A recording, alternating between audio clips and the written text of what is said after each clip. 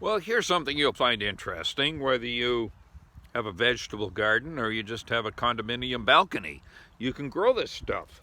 What is it? Well, it's greens. It's mesclun mix, for instance. All I'm going to do is cut this stuff. Watch. Just cut it right down, almost to the ground. Right? You can pull it. And you've got a salad. Now, this mesclun mix, or if you like, arugula or leaf green lettuce, it all works the same. You start it early, start it now, and you can do it in the garden or you can do it in a pot.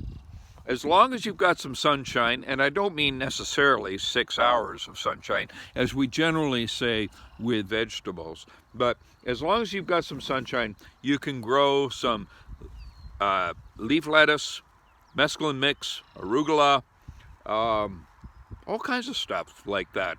And just cut it with a pair of scissors and harvest it.